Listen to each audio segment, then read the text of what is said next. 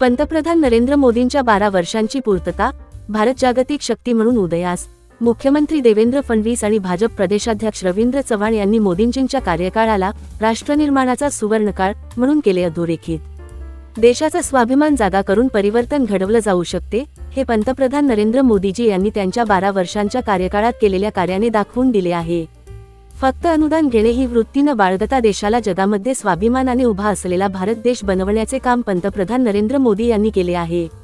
एवढेच नाही तर देशात मेक इन इंडिया ही चळवळ राबवून मेक फॉरवर्डच्या दिशेने देशाची वाटचाल सुरू करण्यामागे मोलाचे योगदान दिले आहे. ज्या भारताकडे पूर्वी एक याचक राष्ट्र म्हणून पाहिले जायचे, त्याला जागतिक महाशक्ती बनविण्याचे काम पंतप्रधान नरेंद्र मोदीजी यांनी केले आहे, असे गौरवोद्गार महाराष्ट्राचे मुख्यमंत्री देवेंद्र फडणवीस यांनी मुंबईत काढले. देशाचे लाडके पंतप्रधान श्री नरेंद्र मोदीजी 26 मे 2026 रोजी पंतप्रधान पदाच्या कारकिर्दीची 12 वर्षे पूर्ण करत आहेत. हिंदवी स्वराज्याचे सरसंस्थापक छत्रपती शिवरायांना मानाचा मुजरा करतो. भारतीय राज्यघटनेचे शिल्पकार भारतरत्न डॉक्टर बाबासाहेब आंबेडकर यांना मानवंदना अर्पित करतो. राष्ट्र निर्माणाची तपपूर्ती या मोदीजींच्या कार्यकाळाला 12 वर्ष पूर्ण झाल्यानंतर त्यांच्या कार्यावर प्रकाश टाकणारी ही जी काही एक हे कॉफी टेबल बुक आहे, पुस्तिका आहे, याच्या प्रकाशन प्रसंगी मंचावर उपस्थित असलेले ज्यांच्या संकल्पनेतून हे कॉफी टेबल बुक तयार झालं, ते महाराष्ट्राचे भारतीय जनता पक्षाचे अध्यक्ष माननीय रवींद्र चव्हाणजी, मंत्री मंगल प्रभात लोढाजी, मुंबईचे अध्यक्ष अमित साटमजी, आमदार निरंजन डावखरेजी, योगेश सागरजी, संजय कुटेजी, सुनील राणेजी, राजेश पांडेजी, समोर उपस्थित असलेले माध्यम क्षेत्रातील अनेक दिग्गज मान्यवर आणि उपस्थित सर्व भगिनी आणि बंधूंनो, मी रवींद्र चव्हाण साहेबांचं मनापासून अभिनंदन करेन की माननीय प्रधानमंत्री महोदयांना शपथ घेऊन उद्या 12 वर्ष पूर्ण होत आहे. 26 मे 2014 ला 26 मे 2014 ला जो आवाज आपण सर्वांनी ऐकला, मैं नरेंद्र दामोदर दास मोदी, तो आवाज आजही आपल्या सर्वांच्या कानामध्ये निश्चितपणे त्या ठिकाणी गुंजतो आहे. आणि ही 12 वर्ष अक्षरशः थक्क करणारी अशा प्रकारची 12 वर्षे. एखाद्या देशाची शक्ती, एखाद्या देशाचा स्वाभिमान आणि आत्माभिमान कशा पद्धतीने जागृत करून एक मोठं परिवर्तन घडवलं जाऊ शकतं, हे गेल्या 12 वर्षामध्ये मोदीजींनी दाखवून दिलंय. जो देश एखाद्या याचकाच्या भूमिकेमध्ये, कधी एखाद्या बिचाऱ्या भूमिकेमध्ये आपल्याला पाहायला मिळाला, आज तो देश आत्मनिर्भर भारत अशा पद्धतीनं जगाच्या पाठीवर स्वाभिमानाने उभा असलेला गेल्या 12 वर्षाच्या या कार्यकाळात आपल्याला पाहायला मिळतोय. खरं म्हणजे 12 वर्षात मोदीजींनी वेगवेगळ्या क्षेत्रात केलेलं कार्य हे एका कॉफी टेबल बुक मध्ये मांडणं देखील अत्यंत कठीण आहे. आणि त्याबद्दल एखाद्या भाषणामध्ये बोलणं हे तर त्याहीपेक्षा कठीण आहे. पण मला असं वाटतं की ही जी काही 12 वर्ष आहे, ही नवभारताकडे जी काही भारताने वाटचाल केली त्याची ही 12 वर्ष आहे. विविध क्षेत्रांमध्ये जे परिवर्तन झालंय त्याची ही 12 वर्ष आहे. आणि या परिवर्तनामध्ये सगळ्यात महत्त्वाची वाटचाल जर आपण काही केली असेल तर या देशामध्ये मोदीजींच्या नेतृत्वात सामाजिक क्षेत्रामध्ये जे विविध कार्यक्रम झाले, मग त्यामध्ये गरीबाला घर देणं असो, गरीबाला शौचालय देणं असो, गरीबाला गॅस देणं असो, गरीब लक्षित गरीब केंद्रित अशा प्रकारचा जो अजेंडा या ठिकाणी मोदीजींनी चालवला, त्या अजेंड्याला प्रतिसाद किंवा त्याचा परिणाम हा आपल्याला युनायटेड नेशन्सनी ज्यावेळी अहवाल प्रकाशित केला आणि या गोष्टीला मान्यता दिली की 10 वर्षामध्ये भारताने 25 कोटी लोकांना गरिबीपासून बाहेर काढलेलं आहे, हे ज्यावेळी जगाने मान्य केलं, मला असं वाटतं की त्यापेक्षा मोठा एक प्रकारे परिणाम दुसरा कुठलाच असू शकत नाही. 25 कोटी लोक जे गरिबी आणि एक्स्ट्रीम पॉवर्टीमध्ये होते, तीव्र गरिबीत होते, ते गरिबी रेषेच्या वर आले. हे 10 वर्षात करणं जगातल्या कुठल्याही देशाला संभव झालं नाही. ते मोदीजींच्या गरीब कल्याणाच्या अजेंड्याने करून दाखवलं. विविध क्षेत्रांमध्ये ज्या प्रकारे मोदीजींनी या देशाचा पायवा रचला, आता याच्या पुढे सातत्याने त्याच्यावरच्या इमारतीवर मजलेच चढणार आहे. आपण पुढे जाणार, कारण इतका भक्कम पाया मोदीजींनी रचलेला आहे की आता पाठीमागे जाण्याचं काहीच कारण नाही. आज आपण बघा, अर्थव्यवस्था म्हणून भारताने केलेली प्रगती ही थक्क करणारी प्रगती आहे. आपल्या भारताचा जीडीपी जो 2013-14 साली 103 लाख कोटी होता, आज तो जीडीपी 357 लाख कोटी पर्यंत पोहोचलाय. म्हणजे 10 वर्षामध्ये 3 पटीने आपला जीडीपी या ठिकाणी वाढलेला आहे. महाराष्ट्राचाच आपण विचार केला तर साधारणपणे 13-14 मध्ये जो महाराष्ट्राचा जीडीपी 13 लाख कोटीचा होता, तो आता 54 लाख कोटी रुपयांपर्यंत पोहोचलेला आहे. आणि मला असं वाटतं की ही जी काही एक प्रकारे देशाच्या अर्थव्यवस्थेची वाढ आहे, मोदीजींनी एक महत्वाचा शिफ्ट देशाच्या अर्थकारणात आणला. यूपीएच्या सरकारमध्ये मानसिकता अशी होती की आम्ही लोकांकरता योजना तयार करू आणि जे काही आहे ते अनुदानाच्या स्वरूपात लोकांना देऊ, त्याच्यावर लोकांनी जगलं पाहिजे.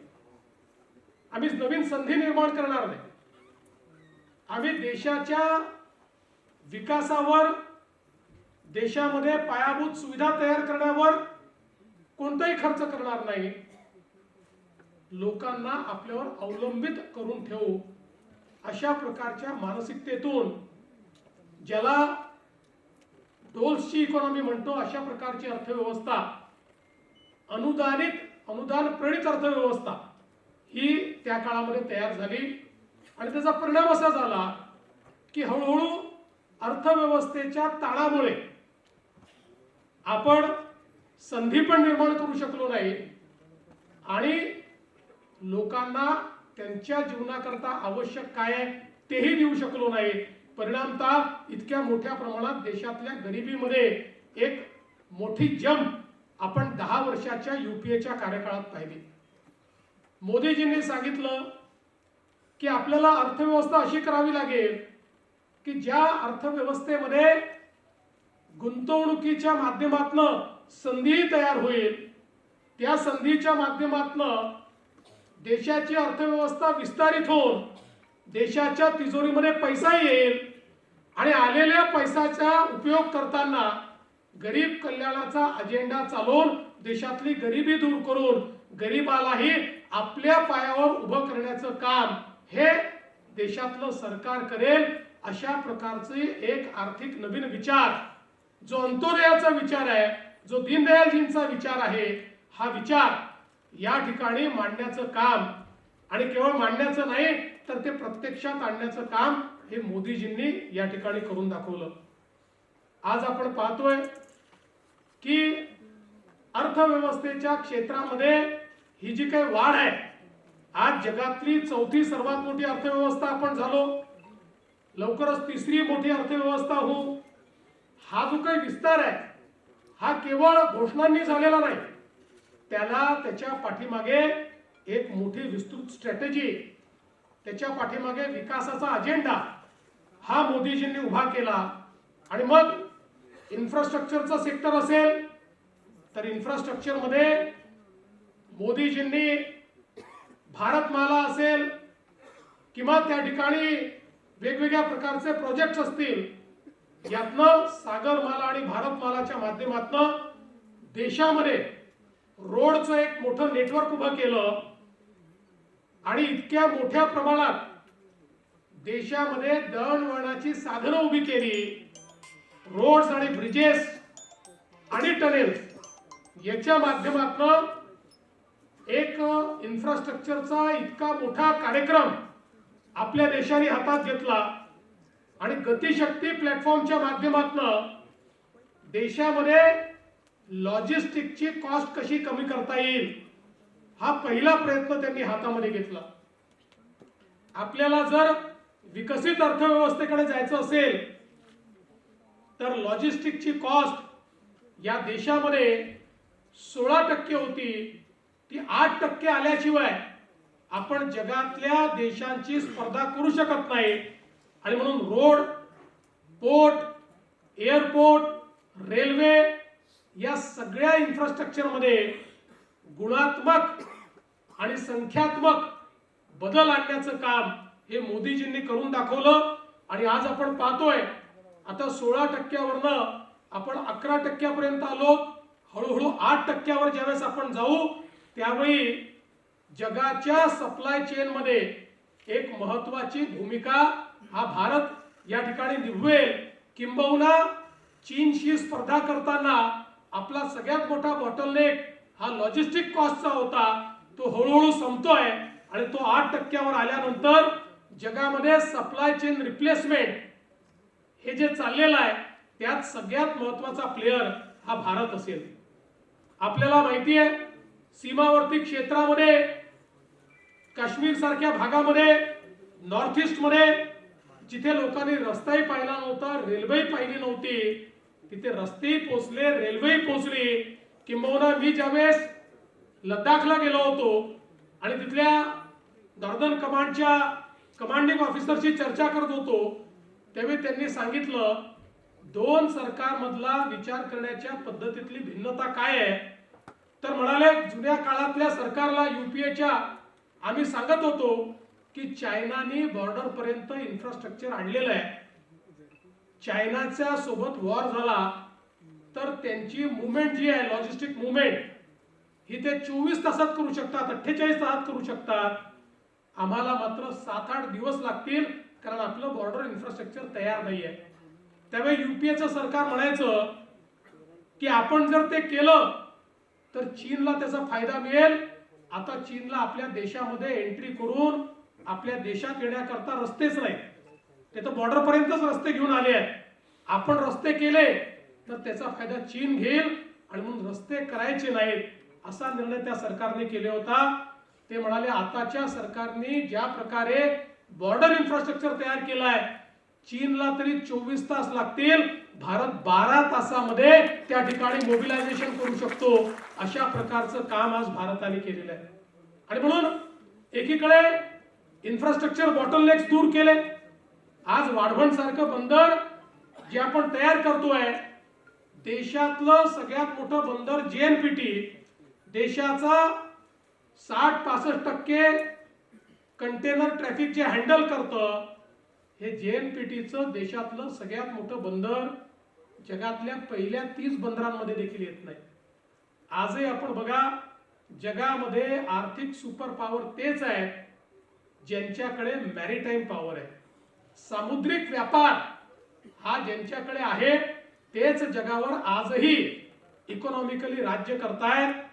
आणि मोदीजींनी ओळखलं आणि 1992 साली ज्या वाढवण पोर्टची फाईल बंद करण्यात आली होती, हा पोर्ट बनू शकत नाही, आपलं सरकार आल्यानंतर आपण ती फाईल उघडली, त्या संदर्भातले बॉटलनेक दूर केले आणि माननीय मोदीजींनी त्या ठिकाणी देशातला सगळ्यात मोठा पोर्ट, JNPT पेक्षा 3 पट मोठा पोर्ट, आणि ज्या दिवशी तयार होईल त्या दिवशी जगातल्या पहिल्या 10 पोर्ट मधला पोर्ट, अशा पद्धतीनं वाढवणचं बंदर हे आपण तयार करतोय.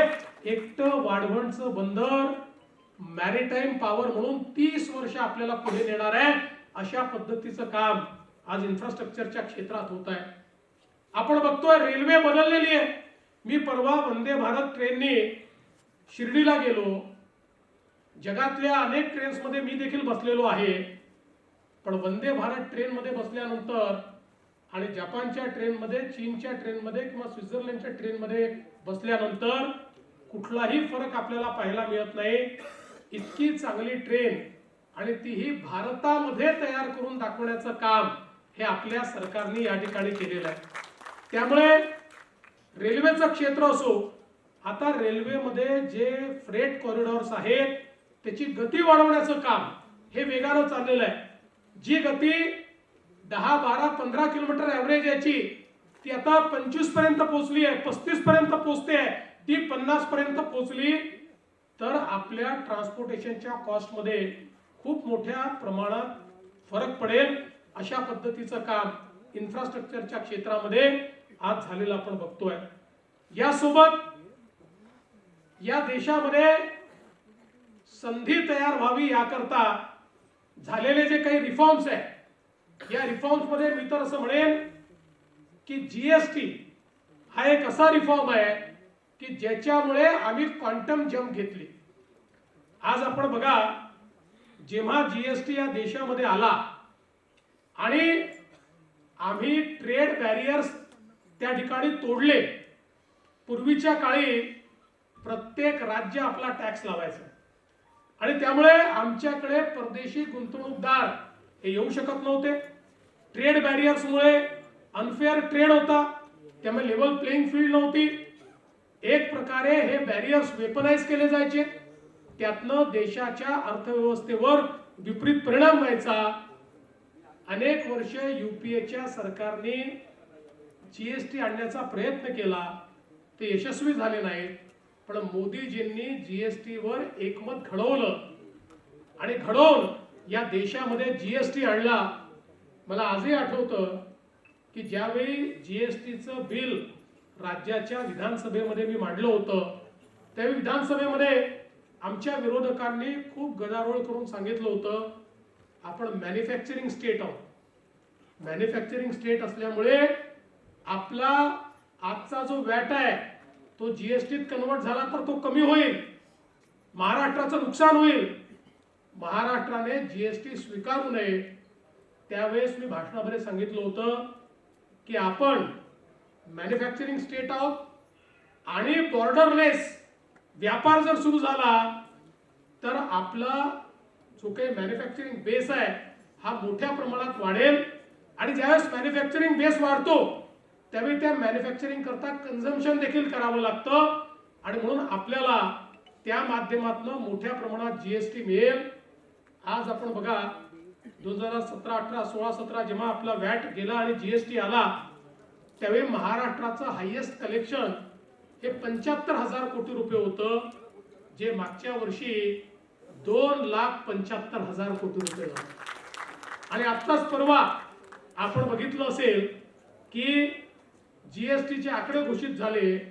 या आकड्यांमध्ये आपल्या नंतरची जी दोन्ही राज्य आहेत, 2 नंबर आणि 3 नंबर, ती दोन्ही राज्यांना एकत्रित केलं तरी देखील महाराष्ट्राचा GST जास्त आहे आणि एक क्वांटम जंप आपण त्या ठिकाणी घेतली. जीएसटी मुळे आणि सगळ्यात महत्त्वाचं की त्या काळामध्ये सगळे असं म्हणायचे की जीएसटी फेल होणार आणि त्याचं कारण ते सांगायचे 20-25 देशाचा त्या ठिकाणी अनुभव सांगितला जायचा, या देशात फेल झाला, त्या देशात फेल झाला. पण मोदीजींनी जीएसटी तयार करताना या देशातली सगळ्यात मोठी क्रांती जर काही केली असेल तर जीएसटीएनचं नेटवर्क हे डिजिटल इंडिया मधलं एक असं क्रांतिकारी पाऊल आहे, एक अशी ही मी तर असं म्हणेन की जादुई नेटवर्क आहे की ज्याच्यामुळे आज बघा जीएसटीएन मध्ये जीएसटी भरणाऱ्यांचा बेस, व्हॅट भरणारे जे लोक होते त्याच्यापेक्षा 5 पट लोक वाढले. पण जीएसटीएन मुळे सीमलेसली कुठलंही त्या ठिकाणी ह्युमन इंटरव्हेन्शन न करता आज जीएसटी भरता येतोय.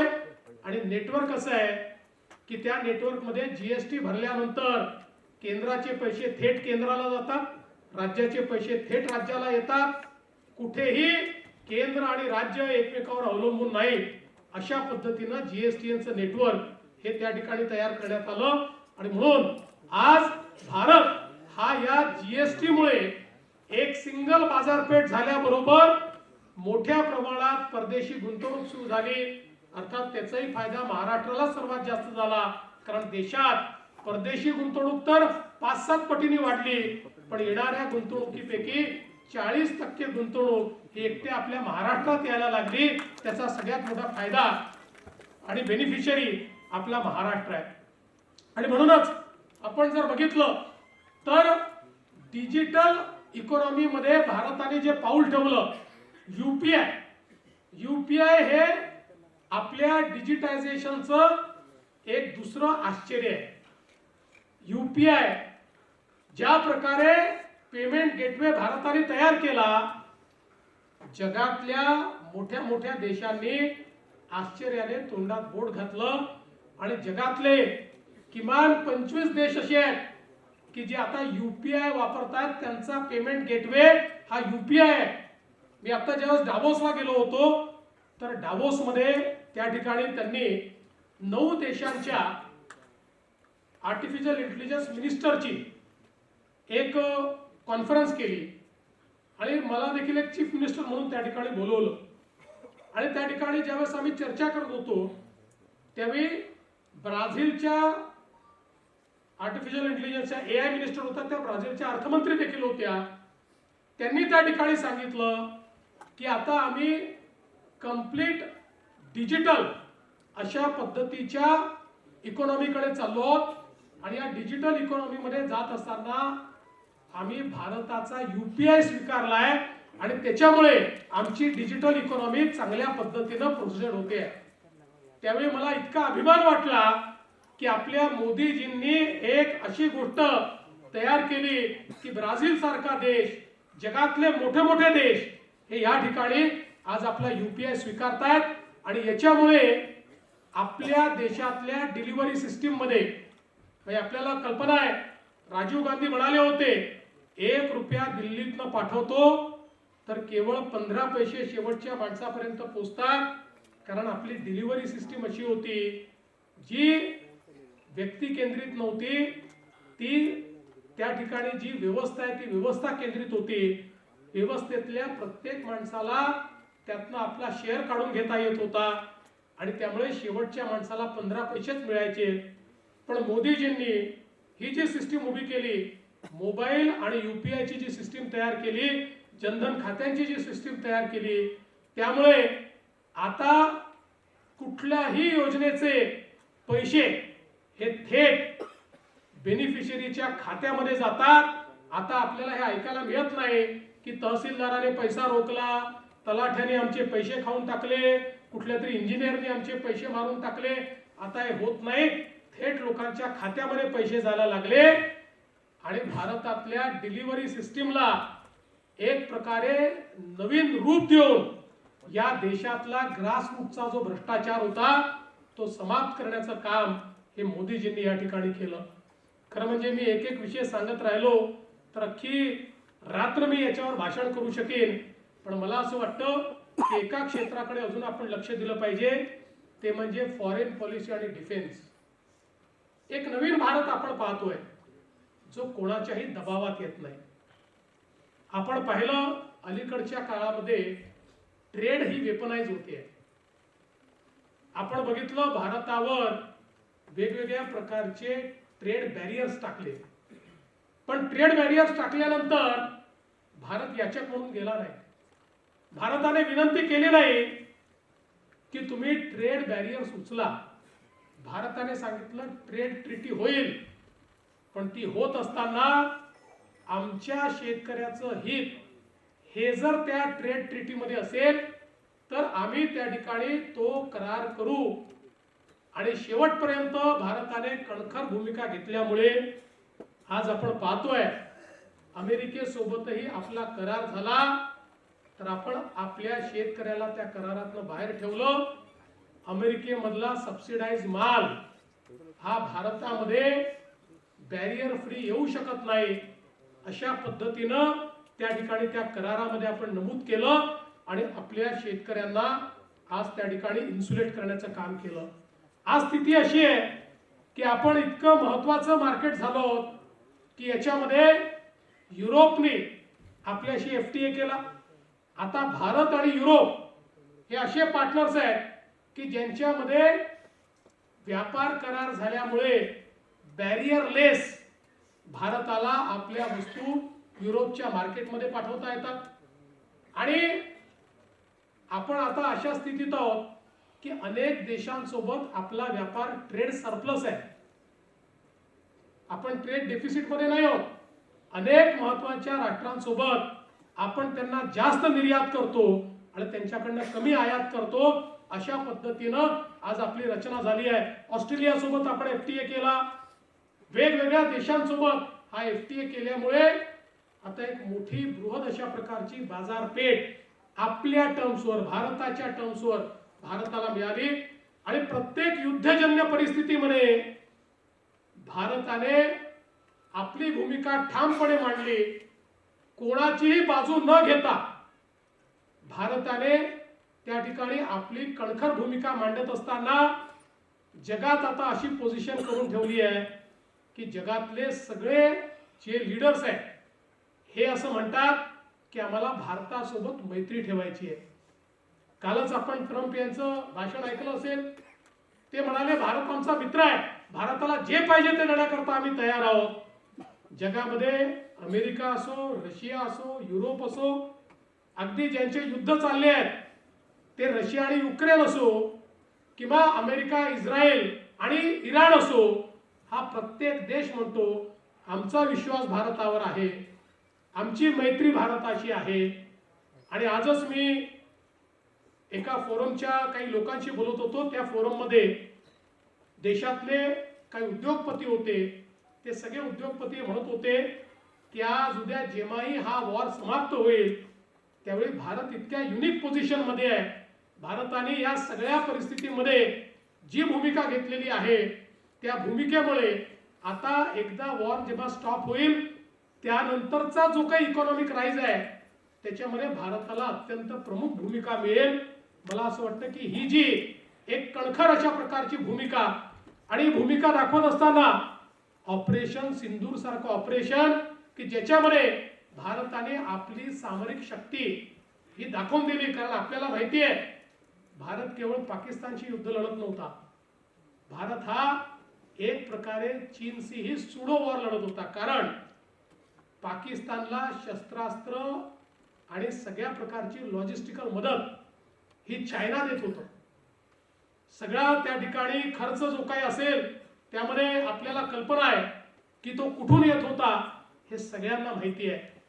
पण भारताने दाखवून दिलं की भारतामध्ये तयार झालेले जे इक्विपमेंट्स आहेत, भारताचे ड्रोन्स, भारताचे जे काही मिसाइल्स, याची शक्ती आपण दाखवून दिली.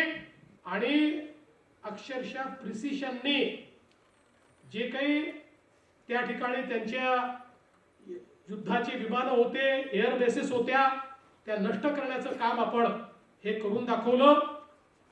दुसरीकडे त्यांनी त्यांच्या चायना मेड अशा प्रकारचे हजारो ड्रोन्स मिसाईल्स सगळे आपल्यावर टाकले, एकही ड्रोन आणि एकही मिसाईल भारतावर यशस्वीपणे मारा करू शकला नाही. आपल्या एअर डिफेन्स सिस्टीमनी हवेतच हे सगळं त्या ठिकाणी मारून पाडलं. आणि यात सगळ्यात महत्वाचं काय आहे, आत्मनिर्भरता म्हणजे काय, तर जो भारत जवळपास सगळी शस्त्रास्त्र सगळी ही इम्पोर्ट करत होता, आज तो भारत 50,000 कोटी रुपयाचा एक्सपोर्ट करतोय. आणि कालच माननीय देशाचे रक्षा मंत्री यांच्यासोबत शिर्डीमध्ये एका युनिटचं आम्ही उद्घाटन केलं. निबे इंडस्ट्रीजच्या मोठं युनिट आहे, जवळजवळ त्या ठिकाणी अर्ध्या किलोमीटरचे 9 शेड्स आहेत, ज्या ठिकाणी मिसाईल्स बनतायत, शेल्स बनतायत. सर्वांनी दोन्ही हात उंच करून आपण सर्वांनी घोषणा द्यायच्या आहेत. बोला भारत माता की जय, भारत माता की जय, वंदे वंदे. खरं तर देशाचे पंतप्रधान नरेंद्र मोदीजी यांच्या नेतृत्वामध्ये त्यांनी राष्ट्र परमवैभवाच्या दिशेने घेऊन जात असताना भारत माता की जय हा जो ही जी घोषणा आहे की हा मंत्र आहे, हा मंत्र जेव्हा जेव्हा कोणीतरी एखादं छोटं बाळ की जे नुकतं जन्माला आलंय, जे आई आणि बाबा असं म्हणायला सुरुवात करत आहे, त्याच्या कानावरती सुद्धा जेव्हा भारत माता की असा जेव्हा शब्द येईल तेव्हा त्यांनी सुद्धा दोन्ही हात उंच करून जय म्हटलं पाहिजे. ही भावना आदरणीय पंतप्रधान नरेंद्र मोदीजी यांनी या पूर्णच्या पूर्ण 12 वर्षामध्ये तयार करण्याचं काम केलं. प्रत्येक क्षेत्र आणि या प्रत्येक क्षेत्रामध्ये काम करत असताना देशाला एक वेगळी दिशा कशी देता येईल, जगाच्या समोर भारत देशाला एक विश्वामधला असणारा सर्वश्रेष्ठ देश म्हणून नावारूपाला कसा येईल या दृष्टिकोनातून जे जे करता येऊ शकतं ते करण्याचा प्रयत्न हा आदरणीय पंतप्रधानांनी केला. विशेष म्हणजे काय तर एक मानसिकता बदलण्याचं काम सुद्धा हे आदरणीय पंतप्रधान नरेंद्र मोदीजींनी केलं. प्रत्येक व्यक्तीला असं वाटत होतं की येणारा काळ हा आपण आणि आपल्या देशातील असणारा प्रत्येक जण हा कशा पद्धतीने विचार करतोय आणि एक संपूर्ण देशभरामध्ये भ्रष्टाचाराच्या विरोधात एक जन आंदोलन उभं केलं. आणि त्या जन आंदोलन फक्त उभं केलं नाही तर ज्या वेळेला मी पंतप्रधान म्हणून शपथ घेईन, पंतप्रधान म्हणून मी माझी कारकीर्द सुरू करीन, तेव्हा एक स्वतःच्या मनामध्ये त्यांनी विचार केला आणि त्यांनी बोलून दाखवलं, मैं न खाऊंगा और किसी को खाने नहीं दूंगा. पारदर्शकपणे कारभार हा यानंतरच्या काळामध्ये देशामध्ये होईल याची त्यांनी पूर्ण दखल घेतली. आणि पार्लमेंट टू पंचायत या सगळ्या व्यवस्था बदलता कशा येतील आणि म्हणून डिजिटल इंडियाच्या माध्यमातून हा सर्व विषय हा त्यांनी हाताळायला सुरुवात केली. कळत नकळत तुम्ही आम्ही सर्वजण पाहतोय की गेली वर्षानुवर्ष 12 वर्षामध्ये या सर्व गोष्टींमुळे आपण पाहिलं असेल कोट्यावधी रुपयांचं असणारं जे आपल्याला जो फायदा होतोय किंवा आपल्याला सर्वांना शेवटच्या व्यक्तीपर्यंत सरकार आणि सरकारच्या योजना गेल्यामुळे मोठ्या प्रमाणामध्ये हा शेवटच्या व्यक्तीला फायदा होत आहे. एवढ्यावरच नाही परंतु सर्व माणसांना जनजागृतीच्या रूपाने मग ते तुम्ही आम्ही सर्वजण आपल्या घरामध्ये पाहतो स्वच्छ भारत मिशन असेल, तुम्ही आम्ही सर्वांच्या असणाऱ्या एवढ्या वर्षाच्या असणाऱ्या सवयी, परंतु आता घरातील असणारं लहान मूल सुद्धा आपण पाहतो तो आम्हाला सांगायला लागलाय की तुम्ही इथे कचरा टाकू नका. ही मानसिकता जी बदलली आहे ही बदललेली मानसिकता आदरणीय देशाचे पंतप्रधान नरेंद्र मोदीजी यांच्या स्वतःच्या स्वतःच्या असणाऱ्या वागणुकीमुळे, आचरणामुळे हा जो बदल आहे तो बदल मोठ्या प्रमाणात झाला. पूर्वी तुम्ही आम्ही सर्वांनी पाहिलं असेल की अनेकांनी अनेक गोष्टींची सातत्याने प्रत्येक जाहीरनाम्यामध्ये वेगवेगळ्या पद्धतीने प्रत्येकाने आमिषी दाखवण्याचा प्रयत्न केला, परंतु देशाच्या पंतप्रधानांनी एक वेगळ्या पद्धतीने लोकांना आव्हान केलं की येणाऱ्या काळामध्ये जर तुमची परिस्थिती जर चांगली असेल तर तुम्हाला मिळणारा लाभ जो आहे तो लाभ सोडून द्या. आणि आपण पाहिलं असेल की एलपीजी सारख्या अशा असणाऱ्या जेवढे असणारे लाभार्थी त्यामध्ये होते, गॅस मधले असणारे लाभार्थी जीवित कपच्या माध्यमातून लोकांनी नाही करोडो लोकांनी स्वतःचे असणारे मिळणारा लाभ जो आहे तो लाभ सोडण्याचं काम केलं. ही जी मानसिकता बदलण्याचं काम, देशाला एक दिशा देण्याचं काम हे सातत्याने देवेंद्र फडणवीसजी असतील किंवा आदरणीय पंतप्रधान नरेंद्र मोदीजी यांच्या नेतृत्वात सरकार हे सातत्याने करत आहे. वेगवेगळ्या पद्धतीने काम केलं आणि हे काम जर आपल्याला सामान्य लोकांपर्यंत पोहोचवलं पाहिजे, राष्ट्र निर्माणाची असणारी ही प्रक्रिया की जी सातत्याने सुरू आहे ही लोकांपर्यंत पोहोचवणं अत्यंत गरजेचं आहे.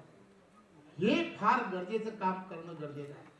फक्त जमिनीवरतीच नाही तर अवकाशात सुद्धा ज्या पद्धतीने त्यांनी एक वेगळ्या पद्धतीने पाऊल उचललं, सरकारच्या असणाऱ्या त्यामध्ये असणारी मोनोपॉली ही त्यांनी काढली आणि त्यामध्ये सुद्धा खाजगी पद्धतीने आपल्याला काम करता येऊ शकतं. आणि आज आपण पाहतो की अवकाशामध्ये सुद्धा आपल्या देशाला एक वेगळ्या पद्धतीने एक वेगळा प्लॅटफॉर्म तयार करून आज जगामध्ये इतर देशांपेक्षा आपण पुढे मोठे व्हायला लागलोय हे आपण सर्वजण पाहतो.